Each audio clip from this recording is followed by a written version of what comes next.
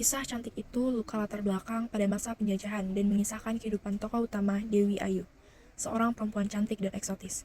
Dewi Ayu adalah seorang pelacur dengan paras yang rupawan. Ia dibesarkan oleh kakek neneknya setelah ayah dan ibunya diusir karena pernikahan sedara. Meski demikian, ia tumbuh menjadi gadis yang kuat dan pemberani. Keberanian Dewi Ayu tampak saat ia ditawan oleh tentara Jepang. Di tempat itu, ia harus mengorbankan kesuciannya untuk membantu rekannya di tempat penampungan. Setelah 2 tahun di penjara, Dewi Ayu dan belasan gadis tahanan lainnya dipindahkan ke sebuah rumah mewah untuk dijadikan pelacur. Disinilah kehidupan Dewi Ayu sebagai pelacur dimulai. Ia dipaksa untuk memenuhi nafsu para tentara Jepang pada masa itu. Awal cerita dimulai dari sebuah kota bernama Halimunda. Di kota tersebut, Dewi Ayu yang telah dinyatakan meninggal 20 tahun lalu, tiba-tiba bangkit dari kuburannya. Kebangkitannya ini menimbulkan kekacauan dan ketakutan di masyarakat sekitar yang bahkan membuat mereka berlari hingga terjatuh. Dikisahkan bahwa Dewi Ayu meninggal pada usia 51 tahun setelah 12 hari melahirkan anak keempatnya. Sebagai seorang pelacur, ia memiliki 4 orang anak perempuan dari ayah yang identitasnya tidak diketahui. Ketiga anaknya ini mewarisi kecantikan sang ibu. Karena tak ingin anaknya bernasib sama dengannya, Dewi Ayu berharap agar anak bungsunya kelak terakhir tidak cantik. Dewi Ayu yang tidak sempat melihat wajah anaknya memberinya nama Cantik. Tentu saja ini bertolak belakang dengan penampilannya. Melalui kehidupan Dewi Ayu dan Cantik, Eka Kurniawan menggambarkan luka-luka yang dialami perempuan dalam masyarakat patriarki dan keras. Novel ini mengungkapkan bagaimana kecantikan bisa menjadi sebuah kutukan dan bagaimana perempuan seringkali menjadi objek eksploitasi dan kekerasan. Bukan sekedar cerita tentang perempuan saja, novel ini juga bercerita tentang sejarah dan perubahan sosial di Indonesia. Kebangkitan Dewi Ayu dari kematian setelah 21 tahun, tempatnya berada di kota Halimunda yang mencerminkan sejarah Indonesia dari masa kolonial hingga kemerdekaan. Dewi Ayu merupakan keturunan Indo, diperkenalkan sebagai korban kekerasan kolonial dan patriarki. Dari awal, novel ini menyuguhkan suasana gelap, tragis, dan satir seperti kekerasan, kecantikan, dan trauma yang akan membentuk alur cerita. Pada pengungkapan peristiwa, masa lalunya Dewi Ayu yang berkaitan dengan invasi dan bagaimana dia dipaksa menjadi pelacur bagi orang-orang Jepang sejak masa perang. Dan para kiai selalu bilang bahwa orang-orang berlepotan dosa pasti memperoleh siksa kubur. Kegaduhan itu pasti berasal dari cambuk malaikat penyiksa dan mereka tampak bosan dan berharap sedikit keajaiban yang lain. Kecantikan pada wanita yang biasanya dianggap sebagai berkah dalam novel ini menjadi sumber kutukan. Namun, Dewi Ayu yang dikenal sangat cantik justru melahirkan anak terakhirnya si cantik yang buruk rupa, yang dipercaya sebagai konsekuensi dari keinginan agar anaknya tidak menderita seperti dirinya karena kecantikan. Peristiwa besar seperti kekerasan pada masa invasi Jepang, pemberontakan komunis, dan kekejaman Orde Baru, semua terjalin dengan kisah keluarga Dewi Ayu. Konflik bermula dari latar belakang Dewi Ayu, seorang wanita Indo-Belanda yang dipaksa menjadi pelacur selama pendudukan Jepang di Indonesia. Keputusan ini dipaksakan oleh keadaan kolonial dan perang, dan pembentukan salah satu fondasi konflik utama, yaitu bagaimana Dewi Ayu sebagai pelacur menjalani hidupnya dan membesarkan anak-anaknya dalam dunia yang keras. Masa lalu Dewi Ayu menjadi sumber banyak tragedi dalam hidupnya, serta nasib anak-anaknya. Nasib anak terakhir Dewi Ayu, si Cantik. Puncak konflik terjadi ketika Cantik, anak bungsu Dewi Ayu yang buruk rupa, menjadi fokus dari berbagai tragedi yang menimpa keluarganya. Meskipun lahir dengan rupa yang diharapkan tidak akan membawa penderitaan seperti kakak-kakaknya, Cantik tetap mengalami hidup yang penuh dengan kesengsaraan. Konflik mencapai puncaknya ketika Cantik mengalami pelecehan seksual dan kekerasan yang merupakan kulminasi dari kutukan kecantikan yang diwariskan di keluarganya. Tragedi Cantik ini mencerminkan bagaimana kutukan dan nasib buruk terus menghantui keluarga Dewi Ayu, terlepas dari upaya sang ibu untuk menghentikannya. Meskipun Dewi Ayu berharap anaknya tidak akan menderita karena kecantikan, realitasnya tetap tidak berubah, bahkan dengan penampilan fisik yang berbeda. Kebangkitan Dewi Ayu dari kematian menjadi titik sentral dalam puncak konflik. Ia bangkit kembali untuk menghadapi segala kekacauan yang terjadi dalam keluarganya, serta dampak dari keputusan-keputusan yang ia buat di masa lalu. Kebangkitannya melambangkan keinginan untuk menuntaskan urusan yang belum selesai dalam hidupnya, terutama dalam kaitannya dengan kutukan kecantikan dan bagaimana hal ini memengaruhi anak-anaknya. Saat Dewi Ayu bangkit, dia berusaha untuk mengakhiri siklus penderitaan yang terus menimpa keturunannya. Namun, pada titik ini, kita melihat bagaimana segala upaya untuk melarikan diri dari takdir dan kutukan menjadi sia-sia. Selanjutnya yaitu penyelesaian. Novel Cantik Itu Luka karya Eka Kurniawan memiliki penyelesaian yang kompleks dan penuh simbolisme, mengikat banyak tema seperti sejarah, trauma, kekerasan, cinta, dan balas dendam. Pada bagian akhir novel, Dewi Ayu karakter utama yang semula bangkit dari kubur memutuskan untuk kembali ke kematiannya. Sebelumnya, ia meminta agar kutukan kecantikan yang ditimpakan pada anak-anak perempuannya berakhir dengan kematian Cantik, anak bungsunya. Cantik yang digambarkan sangat jelek adalah simbol dari kutukan kecantikan itu. Namun, penyelesaian ini lebih dari sekedar kematian cantik. Setelah ia mati, dunia dalam novel mulai menata ulang dirinya. Seolah-olah kutukan kecantikan dan penderitaan akibatnya telah terangkat. Akhir ini memberi kesan bahwa meskipun kekerasan, penderitaan, dan luka mendalam telah terjadi selama bertahun-tahun, ada kemungkinan pemulihan atau pembebasan dari siklus kekerasan yang terus berulang. Selain itu, novel ini mengaitkan banyak kisah personal dan sejarah kelam Indonesia, dari penjajahan, kekerasan, hingga pergolakan politik. Penyelesaian tersebut menegaskan bagaimana trauma kolektif bisa diwariskan dari generasi ke generasi. Namun juga memberi harapan bahwa penderitaan itu bisa diakhiri. Secara keseluruhan, resolusi novel ini menggambarkan usaha manusia untuk menghadapi trauma, mencari keadilan, dan mengakhiri siklus penderitaan. Meskipun jalan menuju penyembuhan penuh dengan kekerasan dan tragedi. Selanjutnya yaitu Koda. Koda dalam novel Cantik Itu Luka menggambarkan penutupan cerita yang syarat makna. Setelah melalui berbagai konflik dan penderitaan, Koda ini menekankan tema kematian dan pembebasan. Dewi Ayu yang memiliki kekuatan magis memilih untuk mengakhiri siklus kutukan yang berkaitan dengan kecantikan dan penderitaan anak-anaknya. Dengan kematian cantik, simbol dari kutukan itu diharapkan akan ada perubahan. Koda ini menyoroti bahwa kecantikan yang diidam-idamkan membawa banyak luka dan melepaskan diri dari idealisasi itu bisa menjadi jalan menuju pemulihan. Akhir novel ini merangkum pandangan bahwa meskipun kekerasan dan trauma mengakar dalam sejarah, ada harapan untuk memulai lembaran baru. Kesimpulan ini memperlihatkan bahwa kehidupan penuh dengan paradoks, keindahan dan luka saling berkaitan, dan kadang-kadang untuk melangkah maju, kita perlu menghadapi masa lalu dan berani memutuskan siklus yang menyakitkan. Yang pertama ada verba material.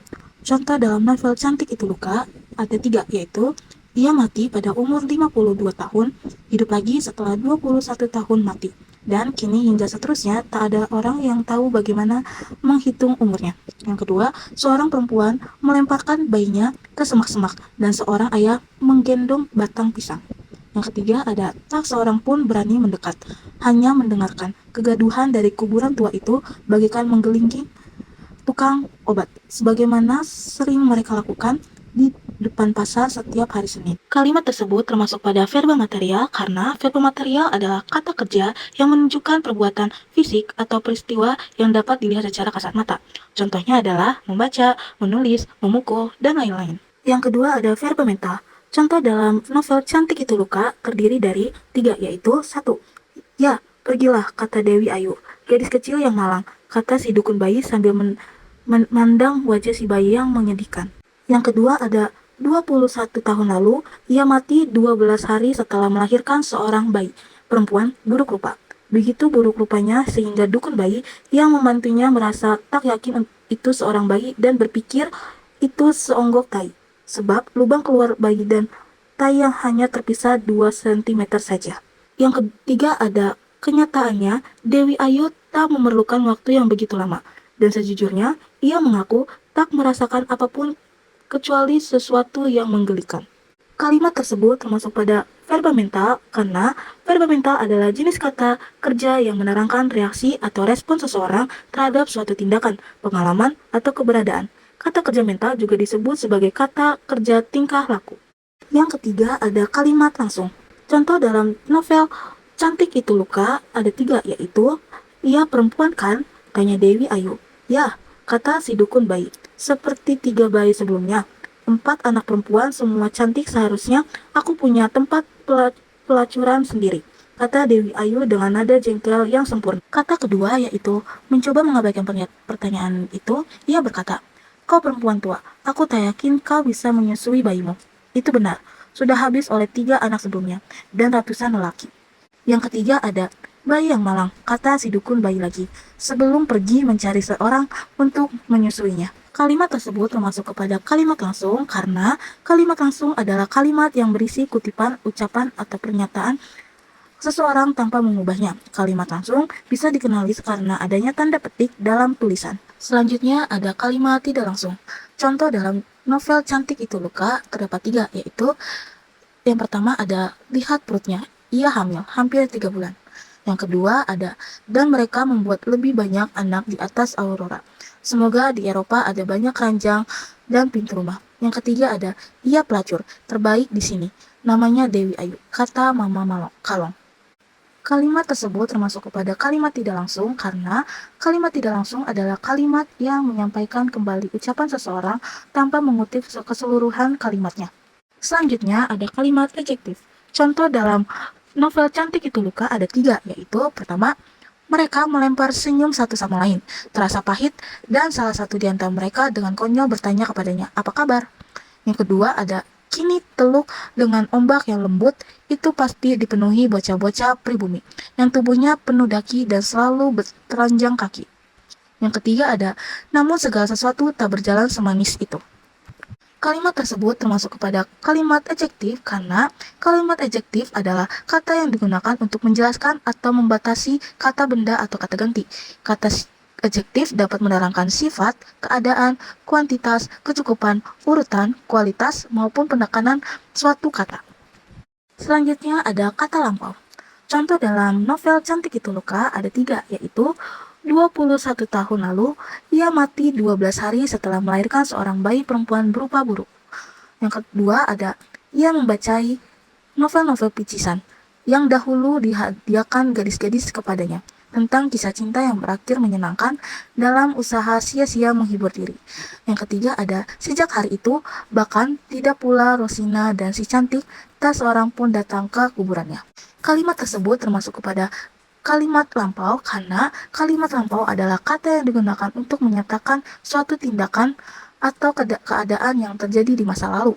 Kata ini menunjukkan bahwa sesuatu tindakan telah dimulai dan selesai dilakukan di masa lampau.